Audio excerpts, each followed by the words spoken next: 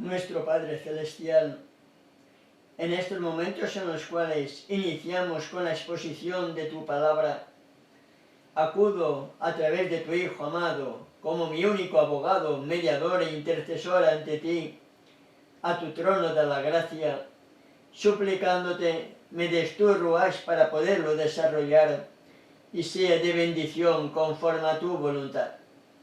En su nombre y por sus méritos te lo pido y te doy las gracias. Amén. Amén.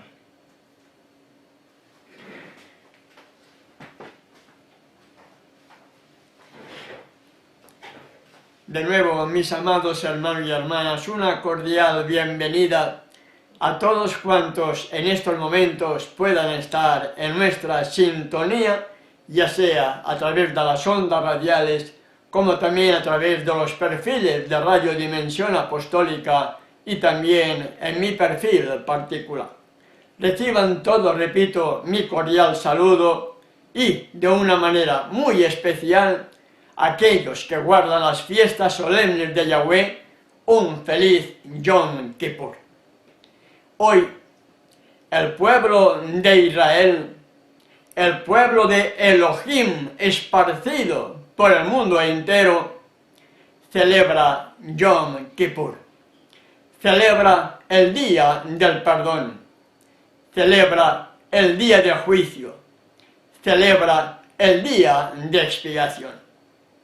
En el libro de Levítico, capítulo 23, versos 27 al 32, nos habla precisamente acerca de este día. Es una de las fiestas más importantes que hallamos en la Escritura. Y es precisamente las fiestas solemnes algo que el cuerno pequeño, la Iglesia Católica Apostólica Romana, pensaría en cambiar juntamente con la ley, tal como la hallamos en Daniel capítulo 7, verso 25, donde dice, pensaría en cambiar los tiempos. En otras versiones dice, tiempos de las solemnidades, fiestas solemnes. Pero la palabra tiempos que hallamos en la Reina Valera clásica y normal, podemos también aceptarlo porque a partir las siguientes, excepto la del sábado, que es fija cada séptimo día de la semana, las demás, las otras, deben ser celebradas en sus tiempos, cada cosa en su tiempo, tal como hallamos en el mismo libro de Levítico capítulo 23, versos 4 y 37. Por lo tanto, en este capítulo de Levítico 23, versos 27 al 32, nos dice algo importante. A los 10 días de este mes séptimo de acuerdo a la Biblia, no de acuerdo al calendario gregoriano, de acuerdo a la Biblia, los tiempos asignados por el Creador del universo, el año comienza en la primavera, en la luna nueva posterior al equinoccio vernal que tiene lugar el 20 o el 21 de marzo. A partir de ahí, en la siguiente luna nueva, cuando se ve el pequeño perfil lunar a la puesta de sol, ahí comienza el primer mes y por lo tanto comienza también el año bíblico. Partiendo de esta base, a los 10 días de este mes séptimo, será el día de expiación.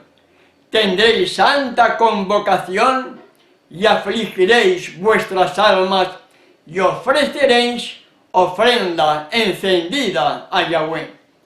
Ningún trabajo haréis en este día, porque es día de expiación para reconciliaros delante de Yahweh, vuestro Elohim. Porque toda persona que no se afligiere en este mismo día, será cortada de su pueblo. y cualquiera persona que hiciere trabajo alguno en este día, yo destruiré a la tal persona de entre su pueblo. Ningún trabajo haréis. Estatuto perpetuo es por vuestras generaciones en donde quiera que habitéis. Día de reposo, día de Shabbat será a vosotros, y afligiréis vuestras almas, comenzando a los 9 días del mes en la tarde, de tarde a tarde guardaréis vuestro reposo. Por lo tanto, es evidente que el día comienza después de la puesta de sol, de tarde a tarde. Aparece la luna, primer día del mes, y así comenzamos a contar los meses posteriores y llegamos al mes séptimo. En este mes séptimo, el pequeño perfil lunar se vio la noche del 27 y por lo tanto, como era ya puesta de sol, consideramos que es el día 28. El día 28 fue el primer día de este séptimo mes, Yom Teruah, otra fiesta solemne que estuvimos también comentando, y a partir del día 28, 10 días nos llevan a hoy. Por lo tanto, hoy, bíblicamente hablando, hoy es Yom Kippur, día de expiación, día del juicio, día del perdón. Pregunto, hermano y hermana, ¿será importante hoy entender realmente el correcto significado del Yom Kippur? ¿Será importante hoy?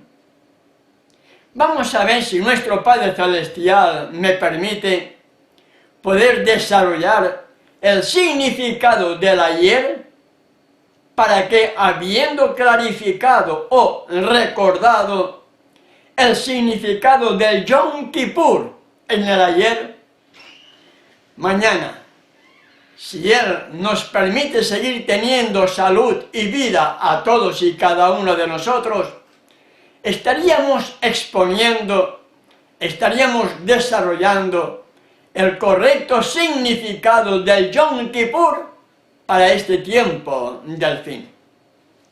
Entonces, para poder entender el significado del ayer, del Yom Kippur, hago otra pregunta, hermano y hermana. ¿Cuál era el propósito que Elohim tenía al sacar a Israel de Egipto y recordarle sus leyes? Recordemos que Israel surge de la promesa dada al patriarca de la fe, a Abraham. La promesa de Abraham viene a través de Isaac, y la promesa dada a Abraham concluye también con Jacob, cuando se le cambió el nombre por Israel. Israel significa vencedor. Has peleado con Yahweh y con los hombres y has vencido. Por lo tanto, Israel son todos los vencedores. Israel son todos aquellos que, habiendo sido antes tremendos pecadores, ahora, por la gracia de Yeshua morando en nosotros, le contemplamos, entendemos su amor, y al comprender su amor, le amamos guardando sus mandamientos. Y al amarle, guardando sus mandamientos, somos parte de Israel, porque Israel significa vencedor. ¿Entendemos, hermano y hermana? Entonces, ¿cuál era el propósito que Elohim tenía al sacar a Israel de Egipto? ¿Cuál era el propósito que él tenía? Si Israel significaba vencedor, y el pueblo de Israel había estado viviendo muchos años siendo esclavo en todos los sentidos de una cultura totalmente alejada del plan divino. ¿Cuál era el propósito que Elohim tenía al sacarlos de Egipto? ¿Qué es lo que el pueblo de Israel escuchó en el monte del Sinaí? ¿Qué escuchó? ¿Por qué causa les fue recordada esa ley, esos mandamientos, esos estatutos que Abraham ya los guardaba de acuerdo a Génesis capítulo 26, verso 5? Israel no recibió nada en el monte del Sinaí, hermano y hermana, nada nuevo. Israel recordó lo que a sus antepasados ya se les había dicho a través del patriarca de la fe, a través de Abraham. Y el propósito que Elohim tenía al sacar a Israel de Egipto y recordarles la ley de los 10 mandamientos, además de que posteriormente recibieron más leyes, más mandamientos, más estatutos, más preceptos. ¿Qué finalidad tenía Elohim al recordar a Israel esa ley en el monte del Sinaí? La respuesta la damos en Éxodo, hermano. Éxodo capítulo 20, verso 20. Y Moisés respondió al pueblo: no temáis, porque para probaros vino Elohim, y para que su temor esté delante de vosotros. ¿Para qué? ¿Está leyendo junto a mí, hermano y hermana? ¿Está leyendo conmigo? ¿Para qué? Para probaros vino Elohim, y para que su temor esté delante de vosotros. ¿Para qué? Para que no pequéis. El propósito que Elohim tenía al recordar aquellos 2 millones de personas que había sacado de Egipto, al llegar al monte del Sinaí, en la ladera de aquel monte, el propósito que Elohim tenía era que el pueblo de Israel no pecara. En España decimos más claro agua. El gran problema es la tergiversación de las buenas nuevas del plan de la salvación, y ahora se ha manipulado tanto la Escritura que se presenta un evangelio sin poder y el pecador sigue pecando pensando que será salvo, siguiendo pecando, cuando el propósito que Elohim tenía era para que no pequéis. ¿Entendemos, hermano y hermana? Ese era el propósito que Elohim tenía cuando Israel fue sacada de Egipto. Y en Deuteronomio, en el capítulo 4, versos 5 al 8, nos recuerda que juntamente con la ley, tal como Abraham ya lo guardaba estatutos, mandamientos, preceptos y leyes, como he mencionado antes y lo hallamos en Génesis capítulo 26, verso 5, ahora Moisés exhorta al pueblo de Israel a la obediencia y les dice: mirad, yo os he enseñado estatutos y decretos como Yahweh mi Elohim me mandó, para que hagáis así en medio de la tierra en la cual entráis para tomar posesión de ella. Guardadlos pues y ponedlos por obra, porque esta es vuestra sabiduría y vuestra inteligencia ante los ojos de los pueblos, los cuales oirán estos estatutos y dirán: ciertamente pueblo sabio y entendido, nación grande es esta. Verso 7. Porque, ¿qué nación grande hay que tenga dioses tan cercanos a ellos como lo está Yahweh, nuestro Elohim, en todo cuanto le pedimos? ¿Y qué nación grande hay que tenga estatutos y juicios justos como es toda esta ley que yo pongo hoy delante de vosotros? No tan solamente debemos guardar los 10 mandamientos, hermano y hermana. Las buenas nuevas del plan de la salvación entran, además de los mandamientos, estatutos, preceptos y leyes. Esas son las leyes del Creador. Todas ellas nos llevan a guardar los 10 mandamientos. Violar las fiestas solemnes, despreciar las fiestas solemnes, es estar yendo en contra de los tiempos del Creador. E ir en contra de los tiempos del Creador es tener puntos comunes de doctrina con Roma.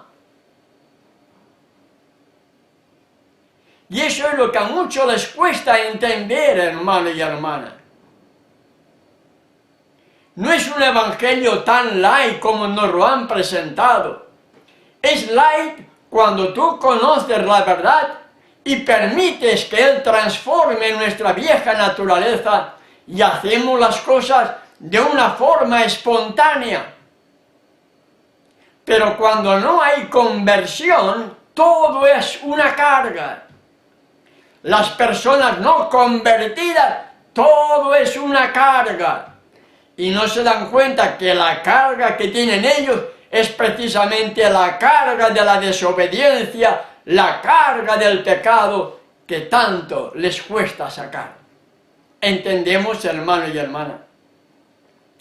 Y en esa ley, en esos estatutos, en esos mandamientos, en la misma ladera del monte, a Moisés se le dice lo siguiente. Éxodo capítulo 25, verso 8. Y harán un santuario para mí, y yo habitaré en medio de ellos.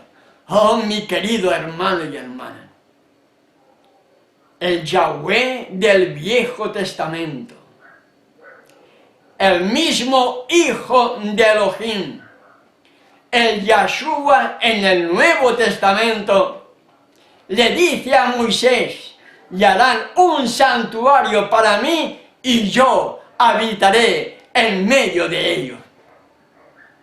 ¡Qué gran condescendencia, mi querido hermano y hermana! El Hijo de Elohim morando entre gente pecadora, pero gente pecadora que tenía que llevarlos al arrepentimiento para que sean obedientes, y en esa obediencia Yahweh donaba entre ellos. Porque cuando había desobediencia, ya sabemos las consecuencias de todo, hermano y hermana. Ya sabemos las consecuencias. Y cuando uno estudia la enseñanza del santuario, cuando entendemos las fiestas, cuando entendemos todo lo que se llevaba allí en el santuario, podemos decir como el salmista, vieron tus caminos, oh Elohim, los caminos de mi Elohim, de mi Rey, en el santuario. Allí vemos el camino de la salvación del pecador arrepentido, hermano y hermana. ¿Dónde? En el santuario.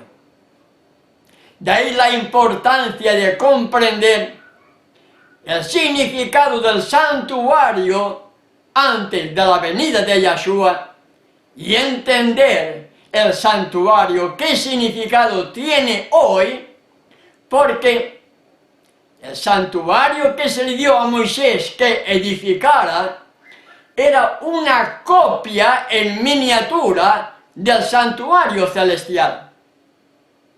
y tenemos evidencia de que hay un santuario en el cielo.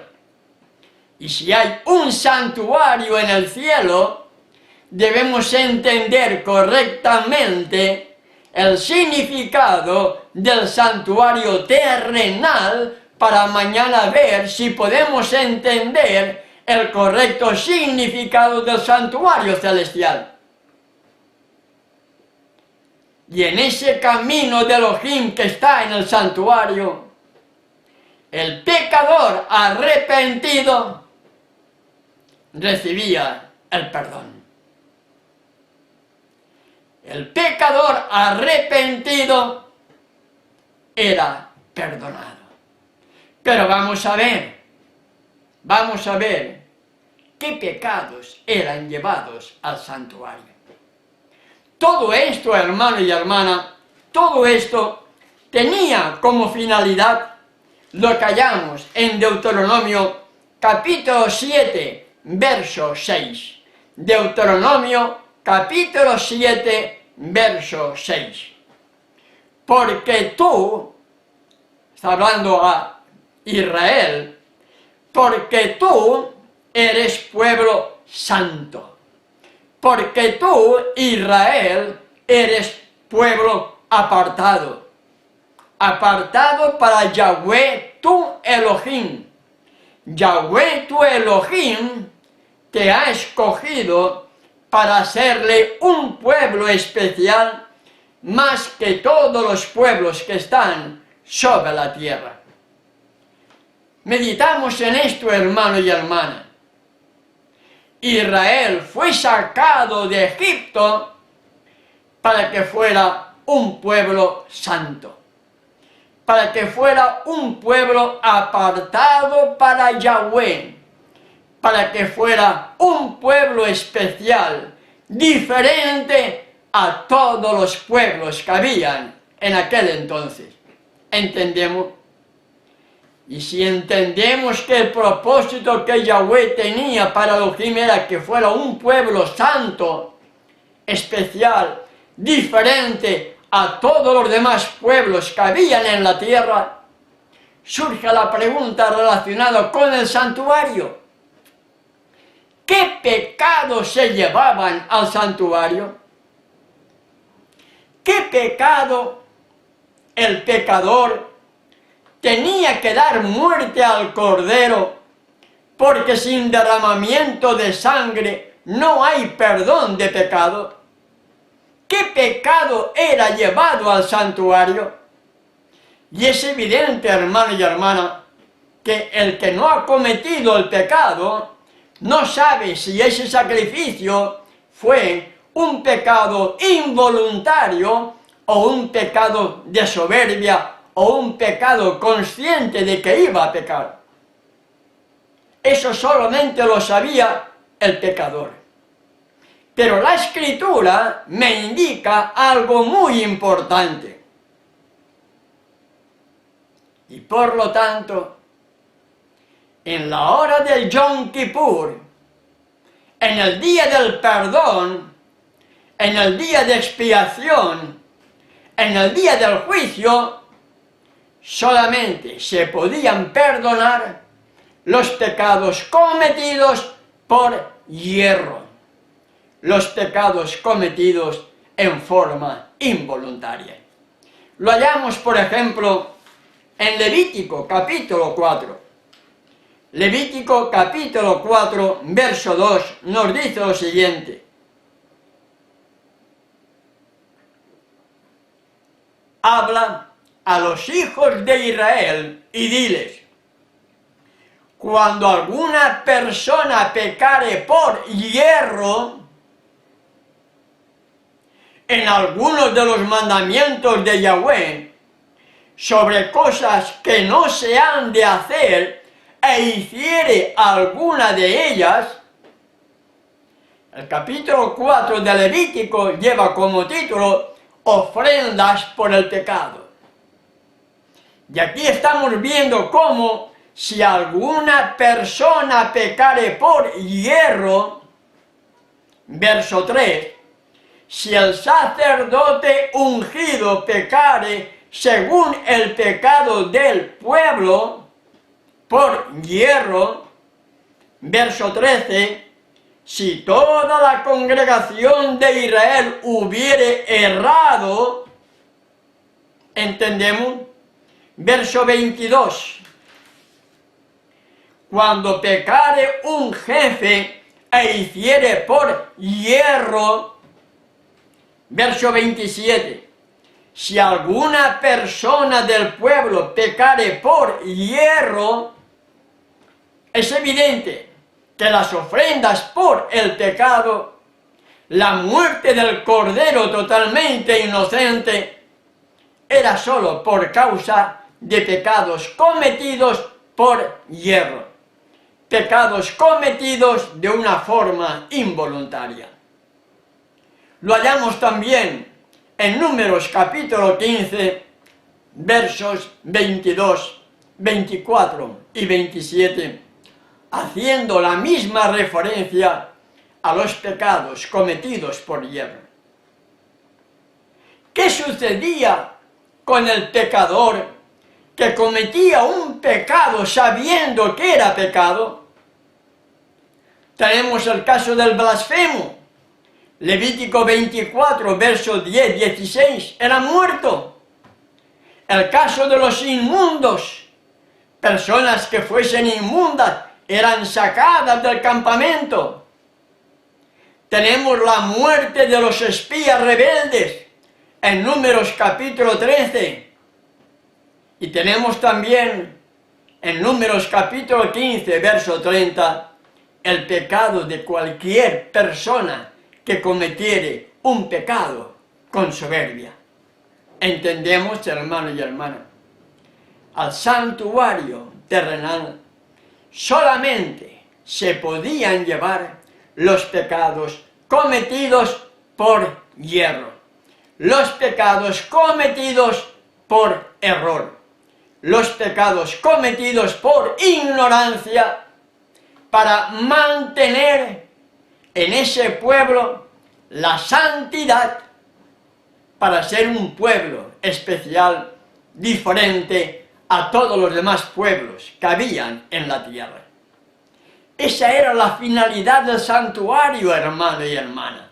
El santuario no fue levantado para que Ernesto Farga, si hubiera estado viviendo en aquel entonces, cometiera hoy un pecado, mañana cometiera otro, pasado cometiera otro, llevo un cordero, lo mato y mañana vuelvo a llevar otro. No, hermano y hermana. El santuario era la finalidad para que el pecador que había cometido un pecado por hierro pudiera obtener el perdón. No el pecador voluntario, el pecado cometido por hierro.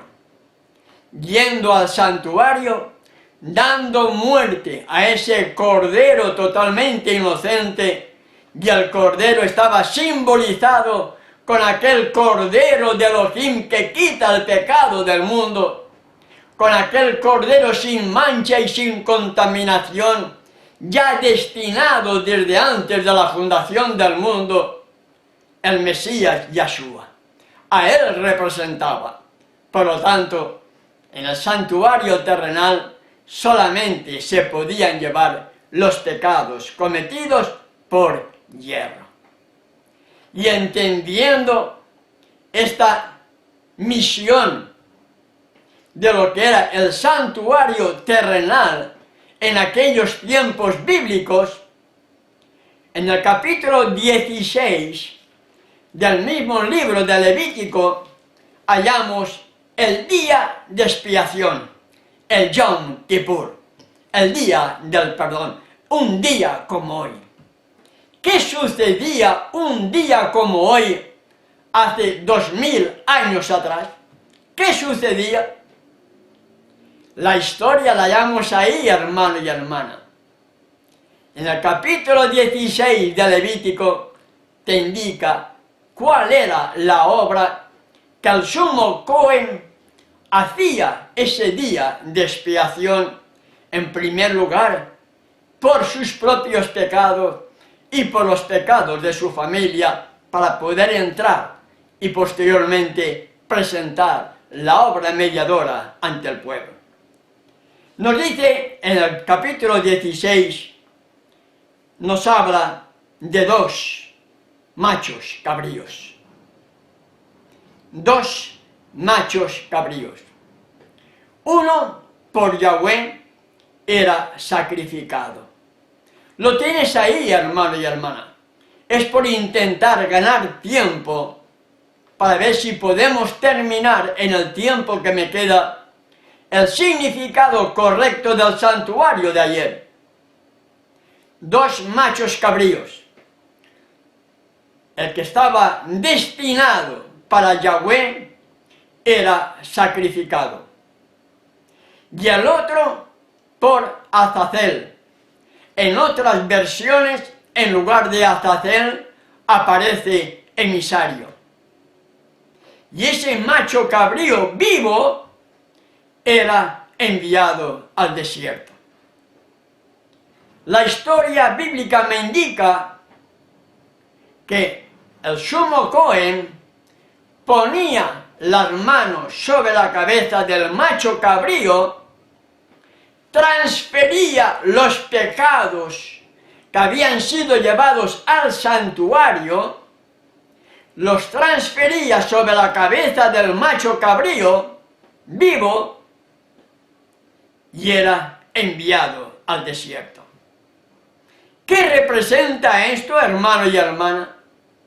¿Qué representa esto?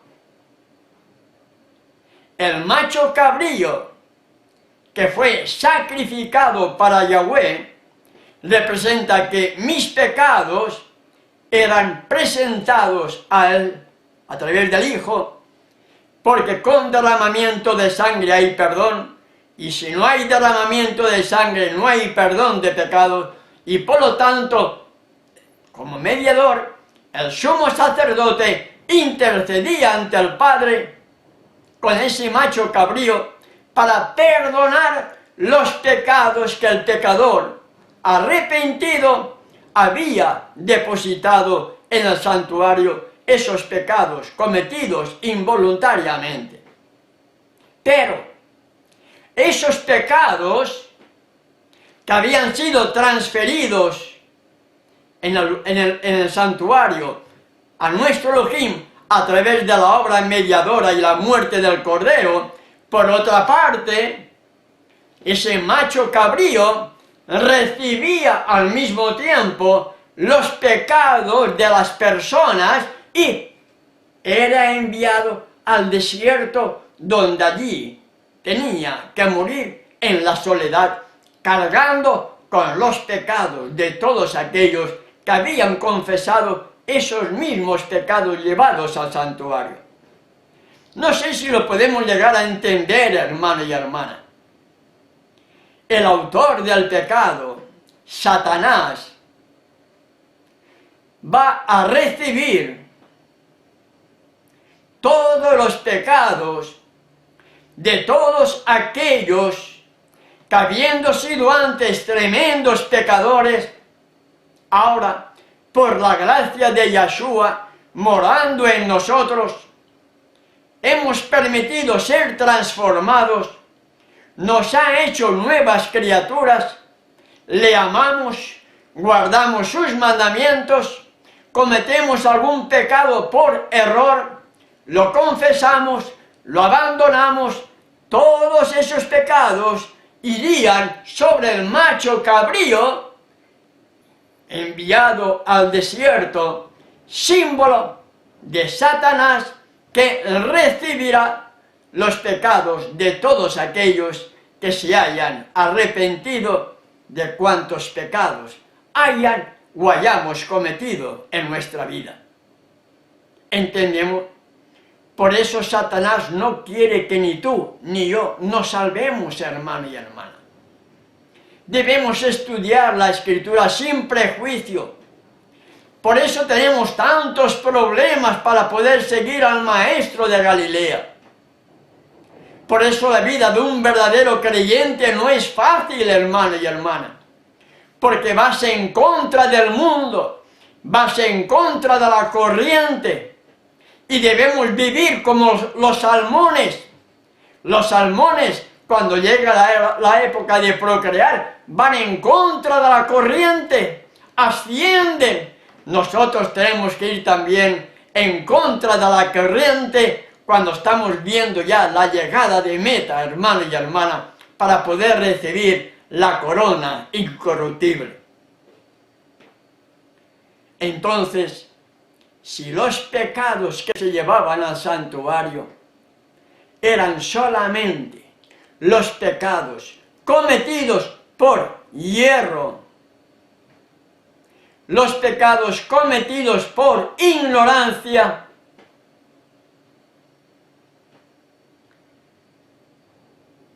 ¿cuál era la obra que hacía el sumo sacerdote? ¿Cuál era la obra que hacía el sumo Cohen? ¿Por cuáles pecados él intercedía? ¿Por cuáles pecados él sacrificaba ese macho cabrío a Yahweh? ¿Por cuáles pecados? ¿Por cualquiera? ¿Por toda clase de pecados que pudiera cometer el pueblo? ¿Qué nos dice la Escritura? La respuesta, Hebreos capítulo 9, verso 7. Pero en la segunda parte, solo el sumo sacerdote, solo el sumo Cohen, una vez al año, en un día como hoy, en un Yom Kippur, en un día de expiación, en un día del perdón, en un día de juicio, no sin sangre, la cual ofrece por sí mismo y por los pecados de ignorancia del pueblo. ¿Entendemos, hermano y hermana? El sumo sacerdote, el sumo Cohen terrenal, solamente podía interceder por los pecados cometidos en forma involuntaria. Y eso nadie lo sabe. El sumo sacerdote no sabía si el pecado que había cometido Ernesto Farga era voluntario o no. Solamente lo sabía yo. Él no lo sabía, pero su obra mediadora era solamente para interceder por los pecados que se habían cometido en forma involuntaria. El pecado voluntario automáticamente quedaba eliminado del pueblo, porque era de la única manera posible en que el pueblo de Israel fuera santo, hermano y hermana. De la única manera posible en que el pueblo de Israel fuera apartado para Yahweh. De la única manera posible para que Israel fuera un pueblo diferente, especial, más que todos los pueblos que habían sobre la tierra.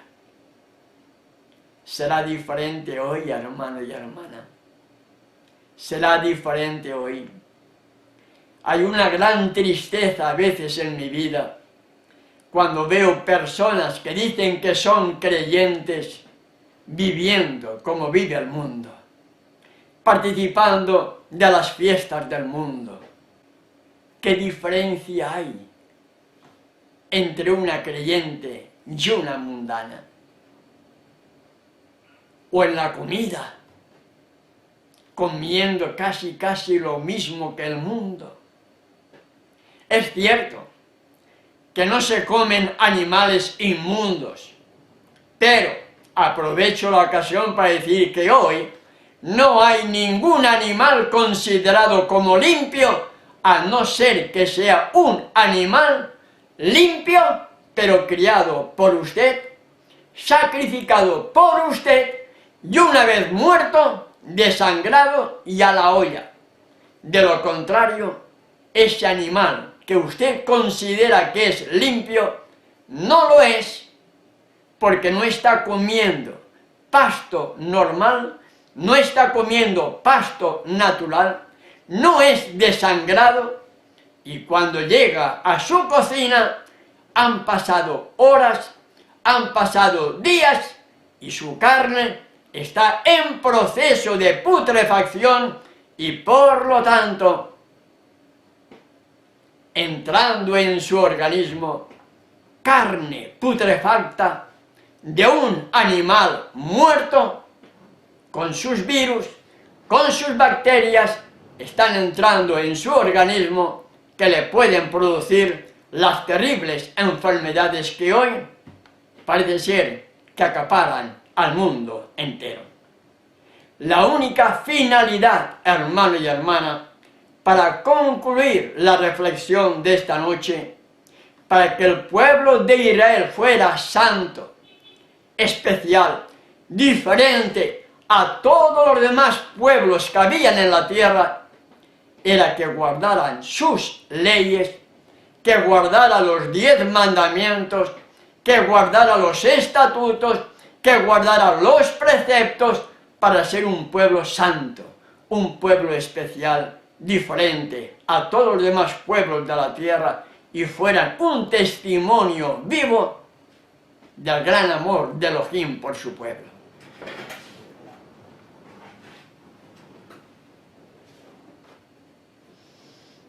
Gracias, Padre Celestial, porque me has dado el discernimiento para poderlo desarrollar.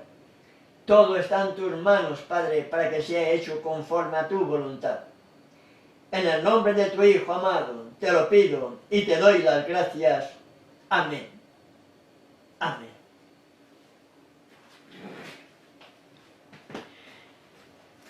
Bien, mis amados hermanos y hermanas, si nuestro Padre Celestial nos lo permite, nos sigue dando salud y vida, mañana a las 9 de la noche, hora argentina, hora chilena, estaremos desarrollando, si Él así nos lo permite, el santuario.